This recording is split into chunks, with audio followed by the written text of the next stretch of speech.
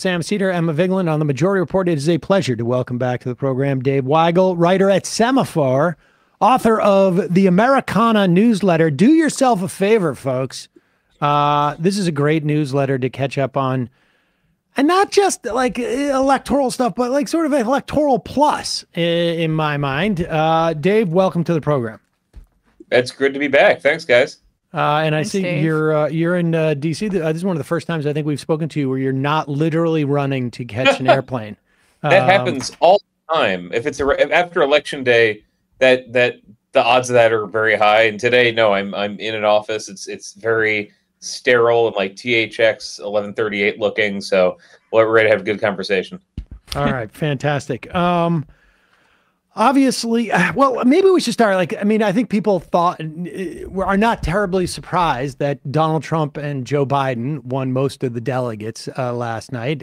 There may be some people out there who are sort of blown away by American Samoa and going to some rando. But what to you are the top stories coming out of this, to the extent that there's anything that we wouldn't necessarily have been as sure that we would be about Trump and Biden? Oh, when it comes to the presidential race, I would say that's pretty well covered. The spin from the Haley campaign, the now ex-Haley campaign, that Trump needs to appeal to her voters because they were not convinced by him and they're not automatically going to him. A little more proof for that. I mean, it was deteriorating week by week, but she was getting about 20% of self-identified Republicans by the end of the campaign, worse in places like Oklahoma. Anywhere except the Beltway, basically. She was a non-starter. So that's a little more clarity. I don't think there are as many Haley voters that are gettable for Biden as we might have thought 2 weeks ago. And with Uncommitted, I think that's the only other interesting story in the primary that's left. Kind of a bad thing for Biden, because I'm in this industry. We like to cover conflict and campaigns and momentum. And the only game in town for the next few weeks is Uncommitted. So next week, Washington State votes. It turns out you can kind of turn a key and get activists, or I'm not trying to patronize what they're doing, but activists who want to stay involved in the electoral process, but want Biden to pull support for what Israel's doing in Gaza, have been organizing really quickly behind Uncommitted. So it's not been a problem for him getting the nomination. It is revealing how quickly that can be organized. And even I was just watching on the way into this, Adam Schiff, who had this completely victorious speech, the Senate nominee, the one candidate in that race who didn't support a ceasefire at all. He's giving his victory speech in the California Senate primary, and he's interrupted by ceasefire protesters. Like, we learned that is not going away in this race at all. In fact, we just played a clip of both those. Yeah. He was interrupted twice during the day. Once at a rally, and then following you, we're going to be talking to Joe Mizrahi, who is the Secretary Treasurer of the UFCW in Washington State, about that Uncommitted vote.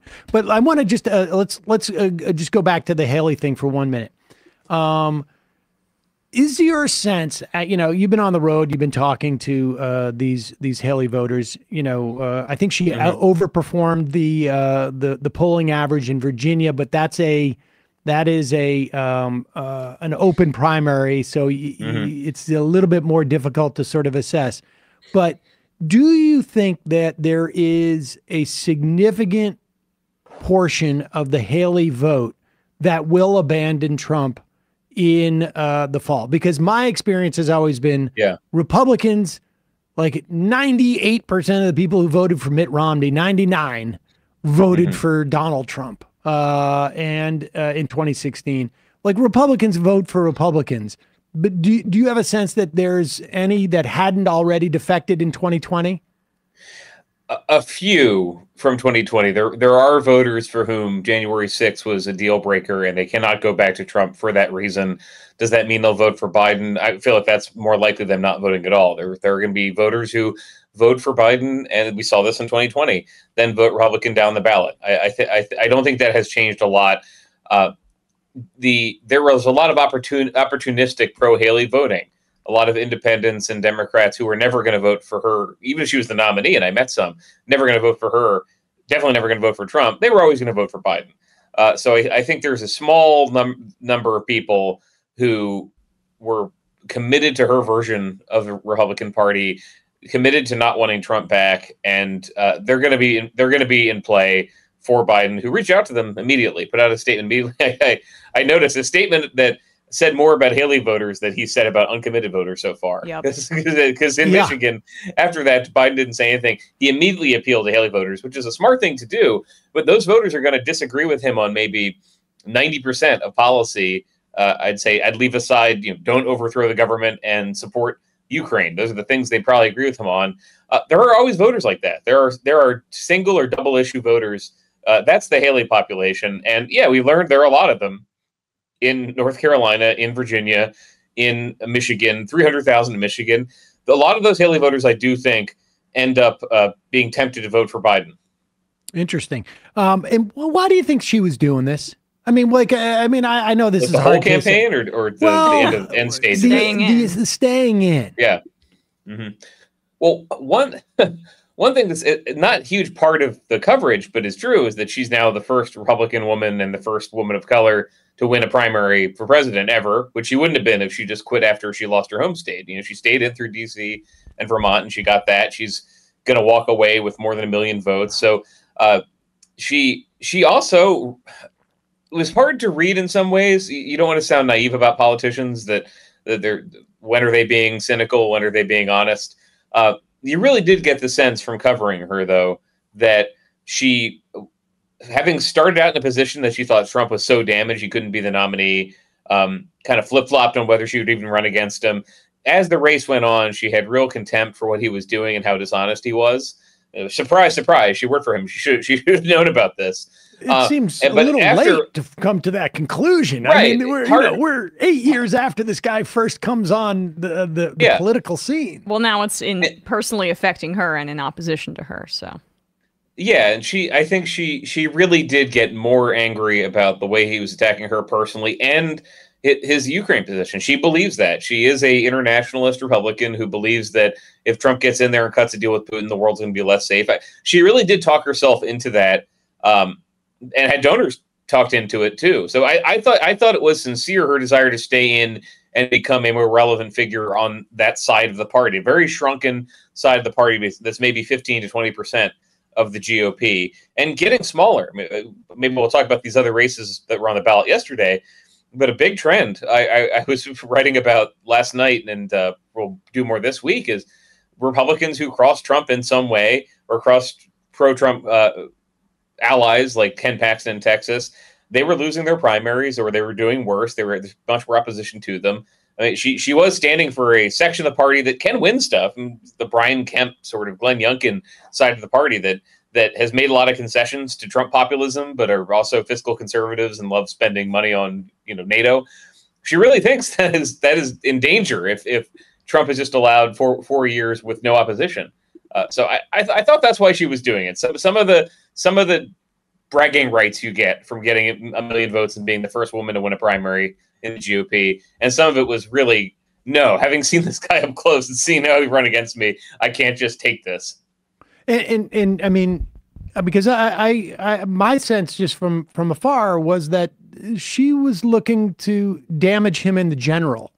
Like, I don't know that she ever thought she could beat him, but I think she really is. I mean, her future is really contingent upon him losing anyways. Yeah. No, I'm glad you said that. That's really it. I didn't have to interrupt you. Sorry. Go ahead. No, but I mean, I just, that's, people, it's one thing. She thinks it's the right thing to do, but what is it that she thinks she's doing? And I think that it's really, she hung in there as long as she could for it to damage him in the general election, because she never had illusions that she was going to win this primary. And we should also ask the question of all of those donations that she received, what is their motivation in donating to her campaign? And is it the same thing that Sam is saying, to damage Trump in the general? Well, some of them really do see her as a potential president in 2028, or a figure in the Republican Party who's going to help keep their faction alive for however long they can. And I was interrupting because I was glad you said that. The world where she's relevant is one where Trump blows the election and he's gone 1 for 3. At that point, does the party, I'm asking this in an open-ended way, does the party say, well, that doesn't work anymore? we need to actually make some concessions to this side of the GOP that we all call neocons and shills and rhinos. We need some of them back. I'm not convinced that would happen. That's the only world should be relevant. The other world is Trump wins, his vice president is the front runner, and she's irrelevant probably for good. And she's not that old. I mean, she'll be around for, if she was running at Joe Biden's age, she'd be running in the late 2040s, 2050s. But there are a lot of Republicans who were ambitious, and like Mike Gallagher in Wisconsin, the congressman, who found out, I don't know what to do in this version of the party right now. I'm going to bench myself either for maybe a decade or forever. That's the position that she's in, definitely. And how can she influence the party? I mean, she said today she's going to keep using her voice. Some of that stuff was, I think, kind of rote and pat, like, I'm going to keep speaking out for term limits. But really, her being a voice that knows how to get booked on cable, knows how to get in front of elite audiences, not so much Republican meetings. I think if she showed up in a Harris County GOP meeting right now, she'd get booed. But as a relevant person who's going to be drawn, she likes being relevant. Who doesn't? She does have a voice now, and she can be a Republican in the chorus of people saying, my party's going the wrong direction. It's easy for me to imagine Trump getting elected, and then in January, February 2025, she's one of the people denouncing some of the stuff he's doing. Will that make her president? Probably not. Does that make her relevant in a way she wouldn't have been if she just punked out like Tim Scott did? Yeah, I don't think Tim Scott made a different choice to stay in the Trump camp, and he's you see his reward, just like showing up at every Trump rally to get made fun of. Exactly. Yeah, I don't think if Trump loses, I think we're still probably another 4 to 8 years away from the Republican Party, making any type of shift, if that shift ever comes. But all right, so let's talk about the uncommitted. Minnesota was the biggest showing. Right. We just had somebody IM us in Wadena, Minnesota. 216 people voted for Biden, and 47 voted for uncommitted, which was, I guess, the worst place that Biden performed. 2012, there was no Minnesota primary. I tried to look this up to try and get an assessment of what the uncommitted votes were at that time. What is, I mean, you mentioned this is like sort of turnkey, and people, it's a great, that's why I think it's such a great sort of protest. And what's your sense of like how upsetting it is to the Biden campaign? In other words, like how much, it's very hard for them to say this is meaningless to themselves if they've said in the run up, like, we got to stop this. Yes. And it's a great protest for them. Just if I could be as neutral as possible, what are the options for Biden and people who want him to change course on Israel? One would be not voting for him at all. One would be voting for Cornel West. One would be voting for Trump to accelerate the conditions and put him back in office. One is organizing right now in these primaries, and there's a lot of, when I talked to, and you talked to these folks too, you talked to more of them. You talk to uncommitted organizers; they're very joyful. They're horrified what's happening. This has given them purpose. They are building community when they felt lost for 5 months, and they saw people with their views about Israel getting hounded out of conversations, out of jobs. It is keeping I think the Slate pitch that I still have in me from experience at Slate is it's actually keeping the Democratic coalition together in a strange way that I don't think it would be if these voters were all saying, screw it, I'm going to vote for Jill Stein. I mean, I talked to Jill Stein a couple weeks ago. She is campaigning for those voters, saying, yes, this is another reason to bail on Biden, and they're choosing not to do so. They're choosing to build some power ahead of the convention in Chicago, and just tell the stories. A big part of this is the public-facing media part of it. It's just saying, hey, instead of a story that says, oh, and by the way, Joe Biden got 85% of the vote in this primary, la-di-da, the story of these primaries on the ground has been meet the people who are organizing for a ceasefire, listen to the reasons why they're doing it, and maybe include a poll which says most Democratic voters, supermajority of them, want him to change course on this. So yeah, they're getting. This sounds almost Pollyanna-ish because it's not good for Biden that everywhere he goes he gets protested, but he's getting protested by people who would like to be able to vote for him and morally don't think they can, right? Well, I mean, I'm not saying anything new to you guys, but that's how I see this in the primary. It is not it is a problem for Biden right now that is preventing a much worse, existential, fatal problem for Biden in November. It shows that they're engaged, is basically, I mean, what you're saying. This is an engagement as opposed to a resignation. And I saw that the state party in Minnesota says that there are going to be 11 uncommitted delegates going to the convention, and that means 2 from Michigan as well. So that paired with the inevitable protests at the Democratic Convention in Chicago sets up a situation where, like, as much as the Biden administration wants to put out press releases and ignore the uncommitted vote, it's going to be a situation at the convention. Yeah, and they're responding to them. You guys talking about how they responded. They responded basically in saying, we saw the vice president's speech in Selma this week. You've seen the way that Biden talks about it. The way they see this politically is that ceasefire is popular. Cutting off all aid to Israel, all military aid right now is not popular, but it is with Democrats. And if Biden negotiated some sort of ceasefire that stopped what Israel's doing, stop people from getting shot to death when they're going for food supplies, etc., for 6 weeks, that would not satisfy a lot of people organizing for Uncommitted. It would satisfy a lot of Democrats. So they would still get protested. Look, they're going to get protested over this policy through the administration, and they were getting protested on climate before that. They're going to get protested. I think this is a difference mentally between me and a lot of people who cover politics. Is I see direct action is part of the political menu. It's not it. Donald Trump doesn't get protested that much because people are hauled out of the arena, and he's got a smaller coalition than Biden. Biden has a messier coalition, including some people who want to show up and pressure him, and sometimes it works. I mean, I covered a version of this with Don't Ask, Don't Tell in the Obama years. People would show up and they'd heckle and they'd make that the story, but they listened. So that is what's happening with Biden. His response to it, the way that I've seen, Walid Shahid and other organizers I've talked to, they've taken credit for if there is a change in policy. So I guess the Biden administration would have to put up with that. If it looks, and this is if I'm Marco Rubio or whatever, if I'm a Republican who wants to attack Biden, if there is a change in policy, if there is even a temporary ceasefire, and Bibi doesn't like it, I would say, as Marco Rubio, Biden is listening to these far left radicals who hate Israel or something of that nature. They don't really care about that. I mean, like, their goal here is ending the war as soon as possible because people are dying. Right. 60% of Americans disapprove of Biden's handling of this. I mean, and how long did it take?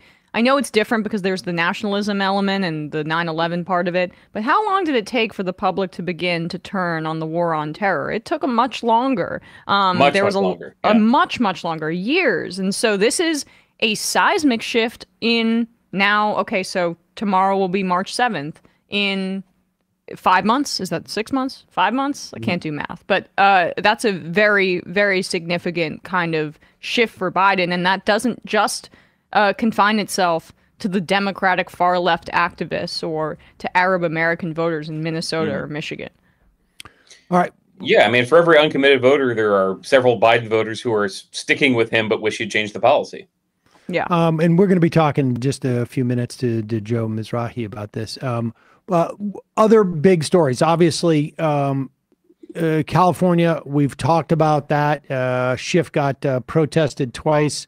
It's a big loss to both lose Porter and Lee in the House and to not have them in the primary because they need to step down because of California law.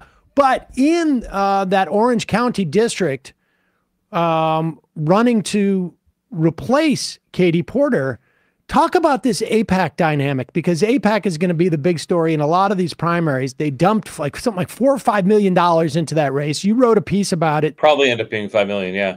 Wondering why. I mean, I think they do stuff to set an example in many respects. And I suspect they chose this one because even though Andy Min didn't necessarily show that he was, Ilhan Omar or Rashida Tlaib about this, they want to set an example. We'll come after you if we even get a whiff that you could potentially be, in some way a dissenting view on Israel. But he still won. He still won. It hasn't been called yet. Dave Min, as votes sorry, come I said in. Andy. Yeah, apologies. Oh yeah, I know who you're talking about. Yeah, but I was in the district a week ago, really, with Min and with Joanna Weiss, and yeah, Min said to me, I'm not entirely sure why they did this. I asked him, what would you say to AIPAC? I said, my first question, why'd you do this? The backstory, as I know it, is that yes, Min did not call for a ceasefire. No one did. Min's position on the war is basically identical to the Biden position of 2 weeks ago. So I would say he might be even talking less about the need for a ceasefire than Biden is right now. But candidates have questionnaires, they have policy papers and position papers, and AIPAC asked for them, DMFI asked for them, J Street asked for them. My impression is that what Min said about his Israel positions did not check every box for AIPAC, and that worried them. And that is how they prefer to operate, is by saying you need to be loyal on these sets of issues. You need to be completely trustworthy. You're not going to bend on Israel if you get this kind of pressure. So he was not there endorsing BDS or anything, or putting up a Leila Khaled monument or something. He just wasn't as adamant that he was going to support Israel in every decision that the current government made. And based on their lack of confidence, they said, well, we have a candidate who is. And they went all in. They also had in that district, Emily's list was supporting Joanna Weiss. So they had a credible Democratic candidate who agreed with them 100%, and also had a different story to tell. Also, Min was vulnerable on the fact that he got a DUI during the campaign, which he was telling me. The fact that they spent $5 million mostly on that attack, he thinks maybe inoculated him. He's apologized many times for it. He quit drinking after it. Voters have been forgiving of some things, not of others. But his thought was that, yeah, this was crazy that they were doing this, but it might help him. But the reason AIPAC, etc., targeted him is that he was there on 90% of things, not 100%, and they didn't like that he was. He's also, talking to him, he's a very confident guy. He doesn't genuflect. He might have come off as the sort of person who could be independent-minded at some point down the line. And they don't want that. Okay, here's the most important part of this, though. How many losses does AIPAC have to have until their ability to raise this kind of money? When you've got $100 million, to drop $5 million in one of these races because the person's a little bit iffy, you're doing that so that you don't, in part, so that there are other races in the future that you don't have to drop money into because you are disciplining lawmakers in that way.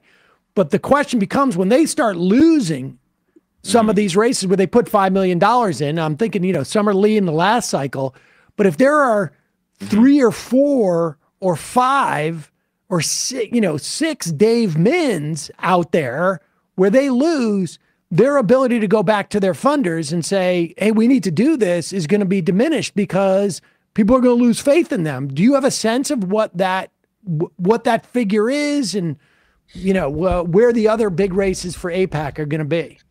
Well, yeah, and you mentioned Summer Lee. She lost. They lost to her last cycle twice. Lost in the primary, lost in the general, and she's still being targeted this year. She's actually, she backed out of a CARE event in part because of pressure from AIPAC and from local Jewish leaders, saying that they were worried their congressman was embracing people who'd said crazy things about October 7th. So when I talk to, and you talk to the same folks, when I talk to activists on the other side of this, they just assume there will be a cornucopia of money that never stops. That there's never going to be a point where AIPAC, DMFI, etc. say, oh, we're tapped out and we look kind of embarrassed because of this one loss. This cycle, they're not saying they're going to beat everyone who has called for a ceasefire. Taking out 1 or 2 members of Congress and Jamal Bowman in New York and Cori Bush in Missouri look like the most vulnerable for, again, external reasons. These are both people who have had, in Bowman's case, the fire alarm story. In Bush's case, spending money on their family and security. These are stories that have hurt them locally, kind of like what happened with Dave Min. So they look for the member that is beatable for other reasons. With a credible candidate in the district. They've got that in New York too. They've it's debatable if they have that with Summer Lee. I don't think that if their win record is 3 for 100, that's still 3 people that they took out. I mean, the Justice Democrats, I'm not making a one-to-one comparison, obviously, but Justice Democrats lost most of its races in 2018, but it elected four squad members, and it beat Joe Crowley and it beat Mike Capuano. You don't need to have that many shots connect, and so I've not detected. And talking to Mark Mellman at DMFI and the people who are in this orbit, they're not worried if they put money in a race and lose, that people know, look how much money we can burn on a race without winning. It doesn't mean we're going to stop. you cannot stop this strategy. So yeah, it's a good question. I don't think they are actually looking at their budget and looking at their win-loss record.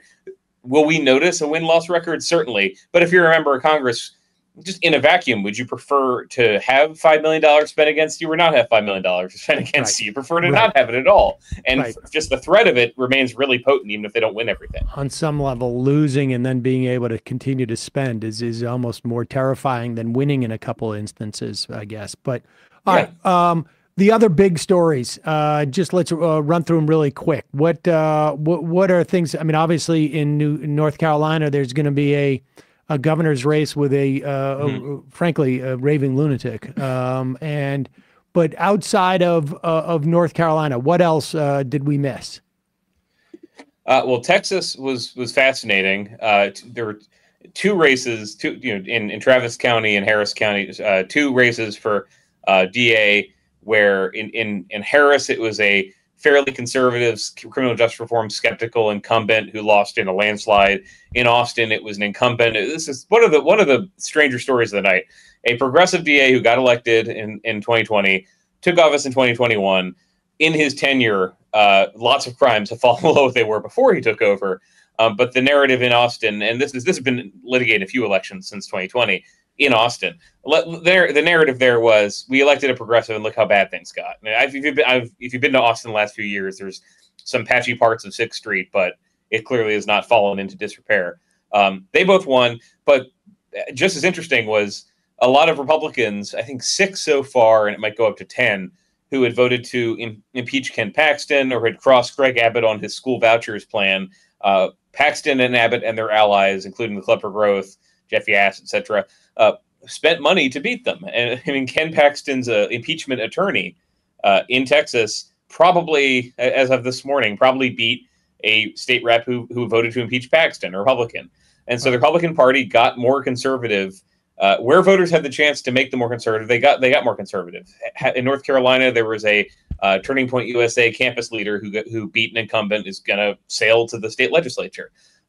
So the Republicans turning out with Trump at the top of the primary ticket was helpful for a lot of their more conservative candidates. Now, we're still going through this. California takes forever. California is the nightmare for anyone who does election analysis because it takes 3 weeks to determine who actually won. It's not clear if that worked the same way there in school board races, etc. But in federal and state legislative races, that was a big story, I thought, of Republicans being moved to the right by their voters who wanted MAGA-aligned candidates.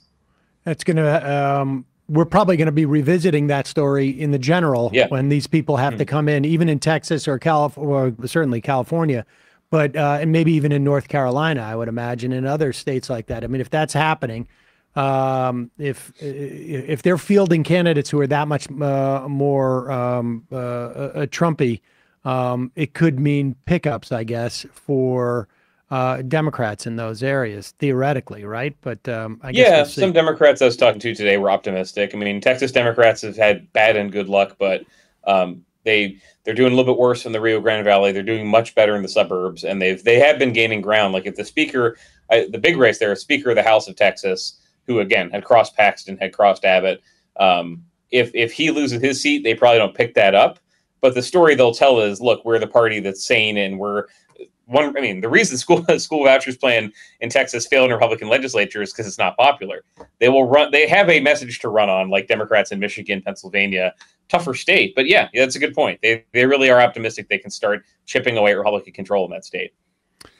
Dave Weigel, always a pleasure. We're going to put a link to your Americana newsletter because people should read it. It's always a good read. Really appreciate you coming on today, and glad to see you getting a little bit of rest.